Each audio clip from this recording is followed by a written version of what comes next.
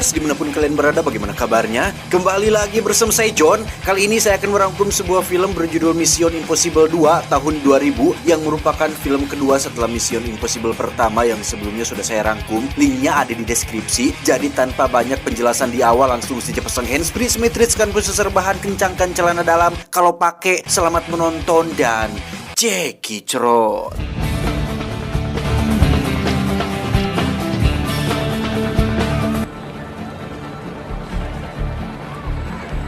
Cerita diawali dengan memperlihatkan seorang ilmuwan bernama Dr. Nekorvich yang berhasil menemukan sebuah virus semacam senjata biologis bernama Chimera yang karena virusnya harus dibawa ke Atlanta, Dr. Nekorvich pun menekat membawa virus tersebut dengan cara disuntikan ke dalam tubuhnya sendiri yang mana dia memiliki waktu 20 jam sebelum virus tersebut membunuh dirinya. Chimera. Well, Dimitri, I must arrive at my destination within 20 hours of the... Supaya perjalanannya aman tanpa ada gangguan, Dr. Nekorvich pun mempercayakan pendampingnya pada sang tokoh utama kita, yaitu Ethan Hunt, di mana beliau mengatakan bahwa dirinya sedang membawa virus dan antivirus, dan Ethan diminta untuk melindungi dirinya entah bagaimanapun caranya. You keep staring at that watch as if your life depended on it, Doctor. Ketika Ethan Hunt bertanya di mana virusnya, Dr. Nekorvich pun mengatakan bahwa virus dan antivirus tersebut tersimpan aman di dalam tas yang dipegangnya saat ini tanpa memberitahu jika sebenarnya virus tersebut terdapat dalam darah di tubuhnya. And you get us to safe place with them in Atlanta, thank God. Saat itulah pilot menyatakan keadaan darurat sehingga semua personel dan penumpang disarankan memakai masker oksigen yang ternyata pilot pesawat ini adalah satu dari beberapa penjahat yang ada di dalam pesawat, dan Ethan Hunt yang kita lihat sedari tadi adalah orang lain yang memakai topeng dan alat pengubah suara yang merupakan agen pengkhianat bernama Sean Ambrose. You are not Dimitri.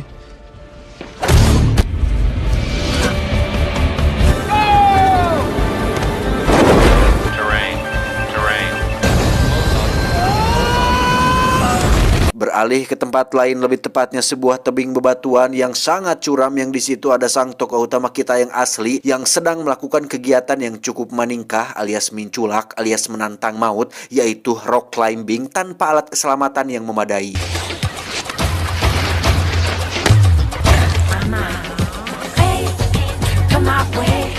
Tak lama setelah mencapai puncak, muncul sebuah helikopter yang menembakkan sesuatu berisi kacamata yang di dalamnya terdapat pesan digital berupa sebuah misi rahasia yang harus Ethan lakukan sesegera mungkin. Recovery of a stolen item designated Chimera. This message will self-destruct in 5 seconds. 48 hours to recruit, Miss Nordorf Hall.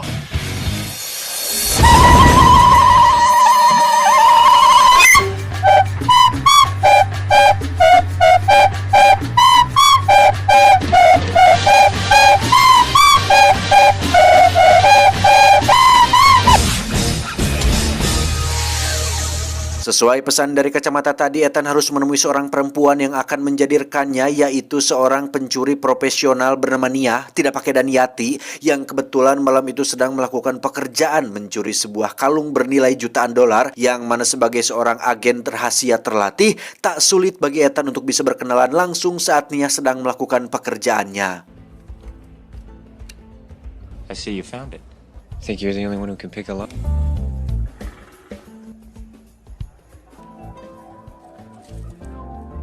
Saat akan pergi itulah Ethan mencoba menjelaskan tentang tujuannya menemui Nia yang karena masih kesal dengan kejadian barusan, Nia pun meninggalkan Ethan tanpa mendengarkan penjelasannya terlebih dahulu. Keesokannya ketika Nia sedang berkendara, lagi-lagi muncul Ethan yang memintanya untuk mendengarkan dulu penjelasannya yang karena Nia masih cuek dan mengabaikannya, Ethan pun nekat mencuri perhatiannya dengan cara yang sangat-sangat mengancam nyawa. Well, if you want me, you gotta catch me.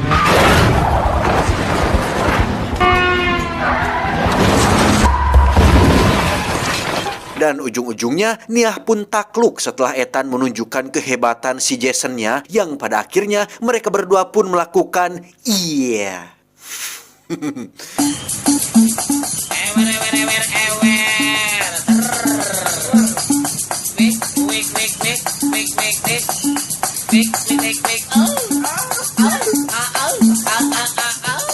Malamnya kita akan melihat Ethan bertemu dengan atasannya yang seperti kita tahu Ethan bekerja untuk sebuah organisasi bernama IMF di bawah naungan CIA yang intinya menangani dan menyelidiki kasus-kasus besar yang bisa berdampak pada keamanan negara. Nah, misi Ethan kali ini berkaitan dengan sebuah virus bernama Chimera di mana Ethan cukup tercengang ketika baru mengetahui jika Dr. Nekorvitz, sahabatnya, sudah tewas pada sebuah kecelakaan pesawat. Come to Sydney at the company, meet to Atlanta immediately. Dr. Vladimir Nekovich is dead. Gara-gara Ethan yang bersikap siga belut alias susah ditemukan dan dihubungi, sang atasan pun mengirim agen lain bernama Sean Ambrose yang bebongoknya sendiri sudah kita lihat tadi di awal film, yang dengan teknologi topeng sintetis dan pengubah suara, Sean Ambrose dikirim untuk menjadi Ethan dan malah berkhianat dengan mencuri virus dan antivirusnya. Now, someone on that flight planned an operation designed to bring the plane down and make it... Alhasil, misi Ethan kali ini adalah untuk mencari di mana Sean Ambrose dan mengambil kembali virusnya, yang karena Sean Ambrose sulit ditemukan, makanya Ethan ditugaskan untuk merekrut Nia, bukan karena keahlian mencurinya, tetapi karena Nia diketahui pernah punya hubungan serius dengan Ambrose, sehingga Nia akan dimanfaatkan untuk memancing Ambrose keluar dari tempat persembunyiannya. In any case, you must recover this, whatever, Chimera, and she's a woman. She's got all the training she needs. Dan inilah akibatnya jika seseorang melibatkan cinta dalam pekerjaan, di mana Ethan yang sudah kepalang naksir atau bogoh pun berat rasanya jika harus mengirim Nia dalam tugas ini. Apalagi Nia dituntut untuk menggoda Ambrose yang bisa dikatakan mantan kekasih lamanya lah. Namun karena Ethan adalah tipikal laki-laki yang tidak cemburuan, tidak posesif, dan tidak egois, maka mereka berdua setuju untuk melanjutkan misi ini. You gonna try and force me to do this? Generally, I don't favor coercing. Menggunakan alat pelacak berteknologi tinggi, Ethan bisa terus memantau Nia kemanapun dia melangkah. Dan tak hanya itu, Ethan juga merekrut dua orang yang ahli dalam bidangnya. Ada Luther, sang hacker, dan William, si serba bisa dan mudah disuruh-suruh. Mereka bertiga terus memantau pergerakan Nia, hingga akhirnya Ambrose pun terpancing dan membawa Nia ke tempat tinggal rahasianya. Let's put in the coordinates to get a visual. Here we go.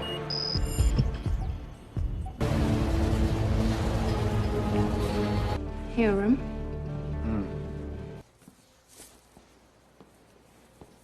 Dan mari saya perkenalkan Anda dengan ajudan Ambrose bernama Stem. Ini babangusnya yang curiga terhadap Nia yang memiliki niat untuk memata-matai mereka. Namun cinta rupanya sudah membutakan mata Ambrose, sehingga ketika Stem mengatakan hal-hal jelek terhadap wanita yang dicintainya, membuat Ambrose menjadi marah dan memotong ujung jari ajudannya sendiri.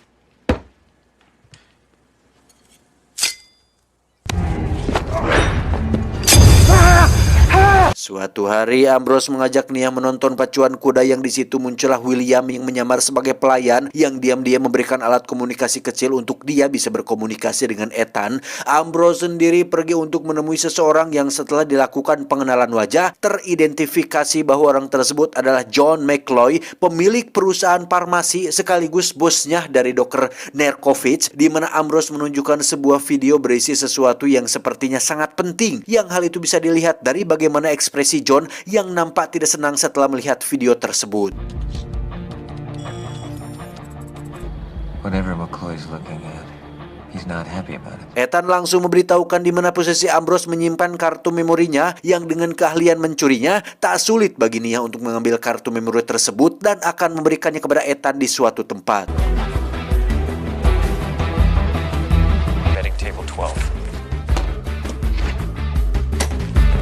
Billy, make sure Nia is not followed. No worries, mate.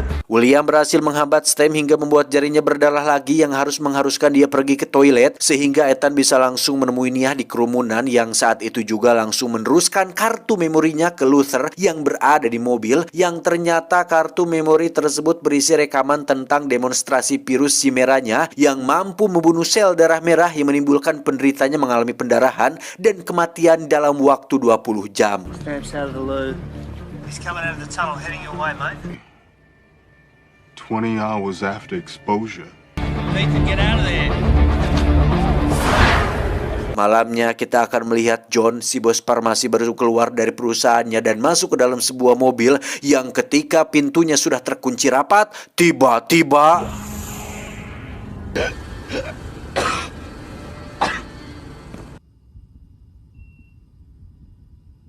Ya, entah bagaimana caranya Dr. Nerkovich ini bisa hidup lagi. John pun diinterogasi olehnya tentang apa yang sebenarnya sedang terjadi, yang akhirnya semua menjadi manuk akal bahwa sebagai seorang pebisnis, John berencana untuk memperkaya dirinya sendiri dengan membuat banyak orang menderita. I needed to know just how bad the disease was in the real world. Ketika virus si merahnya menular, secara otomatis akan terjadi pandemik di seluruh dunia. Ketika itu terjadi, John sebagai perusahaan farmasi terbesar di Amerika Serikat akan sangat diuntungkan ketika menjual penawarnya atau antivirusnya dengan berbagai cara dan nama, entah itu vaksin, antivirus, bla bla bla bla dan lain-lain. Terdengar familiar? Nah, di tengah rencana John tersebut, Ambrose diam-diam ingin kecipratan untung dengan cara mencuri virus dan antivirusnya dari Dr. Nerkovich, sehingga sekarang mau tidak mau John harus melibatkan Ambrose dalam rencana jahatnya ini. I needed Chimera in order to peddle Bellerophon. I've heard. Dan ya, ini semua ternyata adalah aksi dari Ethan yang berupaya untuk mengungkap rencana di balik apa yang sebenarnya sedang terjadi, yang mana di saat bersamaan ketika Nia berusaha kabur, muncullah Ethan yang justru menyuruh Nia untuk tetap bertahan di sini dengan alasan misi belum selesai, yang ketika Nia manut-manut saja dan masuk kembali ke dalam, Ambrose pun membuka topeng penyamarannya sambil menunjukkan raut wajah kecewa, marah, sekaligus patah hati jika apa yang dikatakan oleh ajudannya ternyata adalah benar.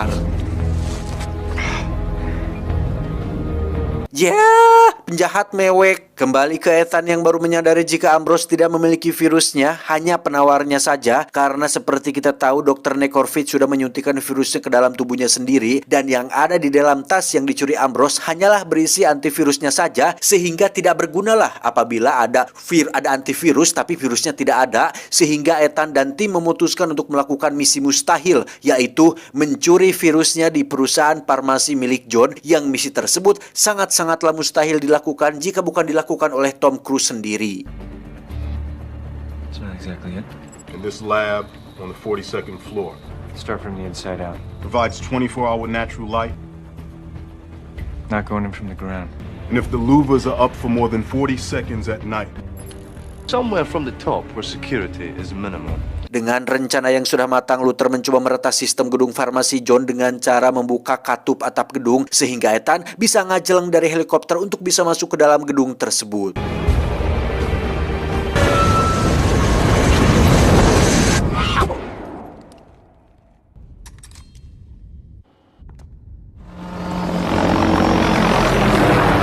Menggunakan laser pembelah kaca, Ethan bisa masuk ke dalam laboratorium tempat virusnya disimpan, yang ketika dia sudah mendapatkannya, tiba-tiba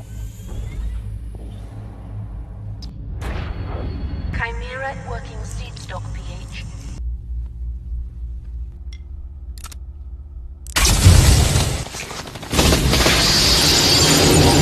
ya, muncullah Ambrose dan pasukan yang ternyata sudah bisa menebak jika Ethan akan melakukan pencurian ini. Terjadi sedikit baku tembak sebelum Ambrose menyadari jika virusnya terjatuh, yang apabila sampai pecah atau tertembak, maka virusnya akan menyebar dan bisa menyebabkan mereka semua terinfeksi virus tersebut. Sehingga tak punya pilihan lain, Ambrose pun mengeluarkan senjata pamungkasnya untuk mengambil virus tersebut, yang tiada lain adalah Nia.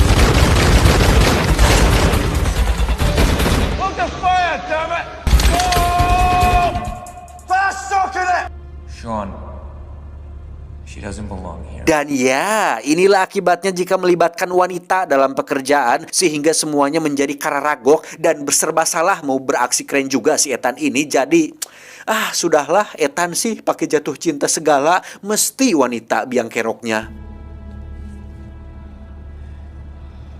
Perlahan Nia pun mengambil virusnya tanpa dia bisa kabur atau bersembunyi bersama Ethan, di mana Nia mengambil keputusan yang sangat-sangat nekat dan tidak berpikir panjang dulu ketika dia menyuntikkan virus tersebut ke dalam tubuhnya sendiri, sehingga sekarang Nia menjadi seseorang dengan nilai jutaan dolar, sekaligus tidak akan ada orang yang berani untuk membunuhnya.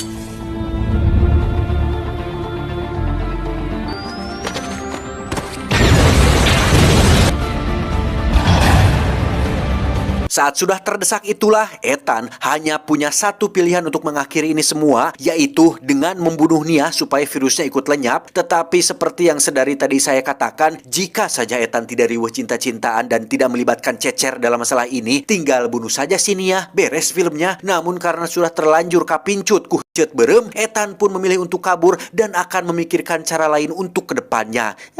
Cecer. Just stay alive! I'm not going to lose you!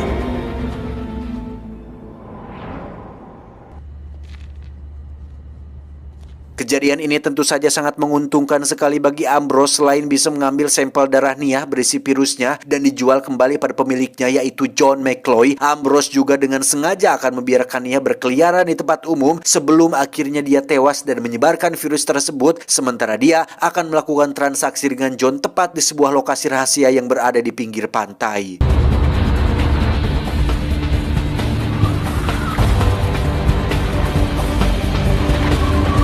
Sementara itu, tak sulit bagi Luther untuk melacak lokasi tersebut sehingga Ethan terlihat sudah berada di lokasi dengan menaiki tebing curam di pinggir pantai, yang mana rencana Ethan sendiri adalah untuk mengambil virus sekalian dengan antivirusnya, berharap Nia masih bisa terselamatkan.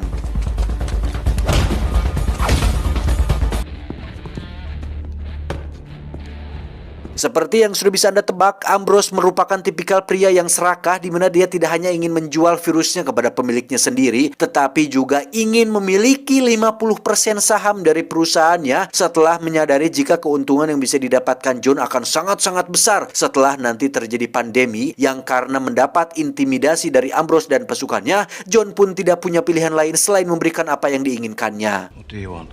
Stock, Mr. McCloy. And I will own 51%. Better than being broke. I have terrorists and other pharmaceuticals. Tanpa mereka sadari, Ethan sudah berada di dalam sambil melakukan berbagai aksi akrobatik untuk melumpuhkan satu persatu penjaga, yang ketika Ethan sudah berada tepat di depan pintu ruangan mereka, Ethan pun melemparkan sebuah peledak dan...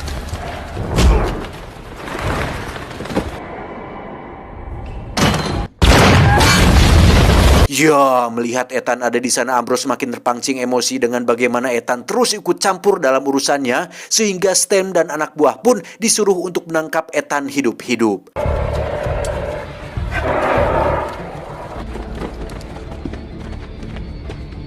Terjadi sedikit ucing sumput antara Ethan dan Stem, yang akhirnya Ethan terpaksa melepaskan satu granat dan...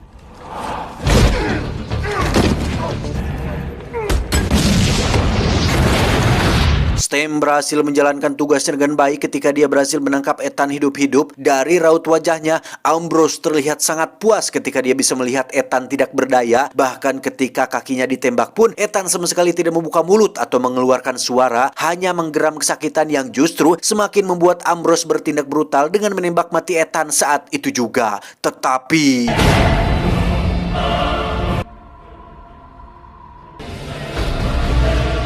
Ya, sambil membuka topeng, Ethan berhasil membawa kabur virus dan antivirusnya, di mana Ethan gagal naik helikopter jemputan dan terpaksa menggunakan sepeda motor untuk kabur dari tempat tersebut.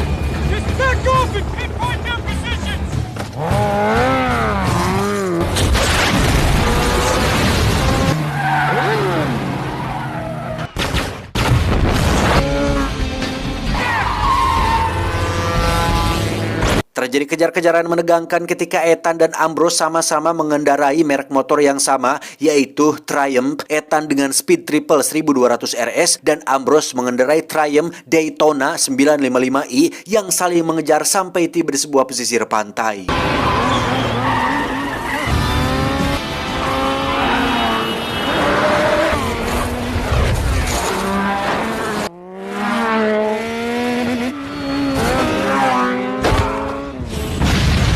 Pada akhirnya mereka berdua pun terlibat gelut atau baku hantam, yang jika saja Ethan lebih dulu belajar silat kepada Iko Uwais, mungkin dia tidak akan kewalahan seperti ini menghadapi Ambrose yang berhasil mengalahkannya di menit-menit awal.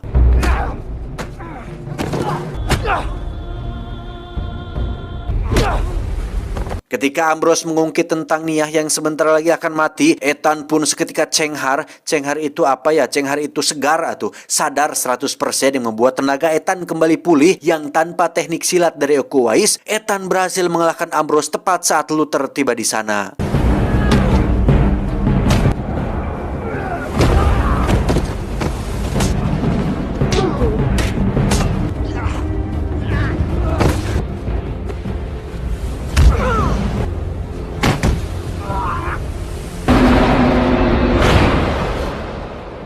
Terjadi momen dramatis saat Ambrose tinggal tarik pelatuk dan semuanya beres, tetapi nampaknya skenario tidak berkata demikian yang bisa membuat sequel Mission Impossible berakhir sampai di sini, sehingga Ethan diberikan waktu beberapa detik untuk bisa mengambil pistol di permukaan pasir dan berhasil menembak mati Ambrose saat itu juga.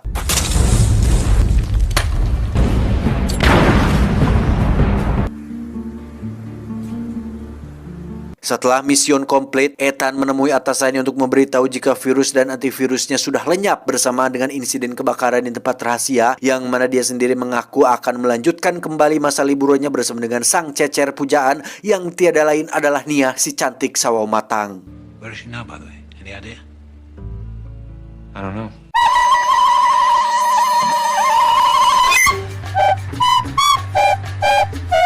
Tamat, ending yang cukup, mengcecerkan.